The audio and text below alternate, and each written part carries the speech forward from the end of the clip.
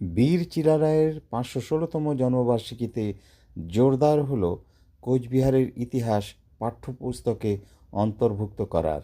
এ বিষয়ে জানালেন আমাদের যে বিভিন্ন বিশুদ্ধ চিলারায় যে আমাদের জন্মদিন ইতিহাস দিন কুচবিহার মহারাজা যে জগদীবন্দনায়ণ বুক বাহাদুরের প্রজাতন্ত্র সমাজতন্ত্র দেশুম দলের পক্ষ থাকিয়া সবাই মিলে রাজার পরিবার কারের গোষ্ঠী ভাই আমরা পালন করল বিশুদ্ধ চিলারায় ৫১৬তম জন্মদিন। এই উপলক্ষে তোমাকে সুভাকে মুই রাজগণ কিভাবে কুচবিহার মহারাজা তোমাকে ধন্যবাদ দিয়া বিশুদ্ধ চিলারায় যে আমরা পালন করল।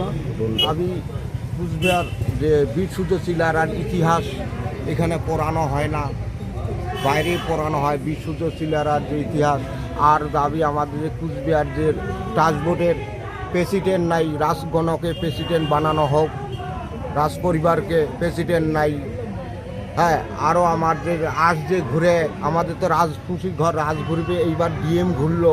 আমার বহুত অভিযোগ, আমার বহুত কোশ্চেন আছে।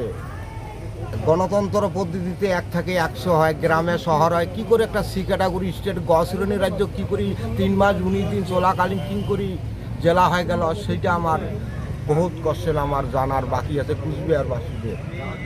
তথা ধর্ম তথা জয়, সত্যের জনজয়। ঠিক আছে।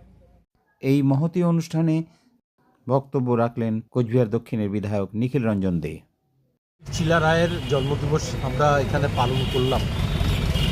আর আমরা সকলে জানি যে 1510 খ্রিস্টাব্দে তিনি এই কোচবিহারের রাজ পরিবারে জন্মগ্রহণ করেছিলেন এবং বীর চিলারায় এমনই একজন বীর যোদ্ধা ছিলেন যে ভারতবর্ষ শুধু নয়, পৃথিবীর অন্যতম 10 জন যে বীর তার মধ্যে বীর চিলারায় অন্যতম।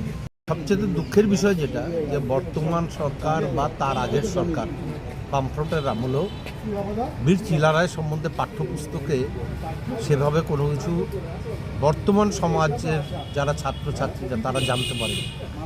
এটা আমাদের দুঃখের বিষয়, কারণ এমন একজন বীর যোদ্ধা তার জীবনী সম্বন্ধে কেউ জানতে পারলো না। তো এটা আমার মনে হয় বর্তমান সরকারের উচিত যে এই বীর চিলারায়ের জীবনী পাঠ্যপুস্তকে লিপিবদ্ধ করা।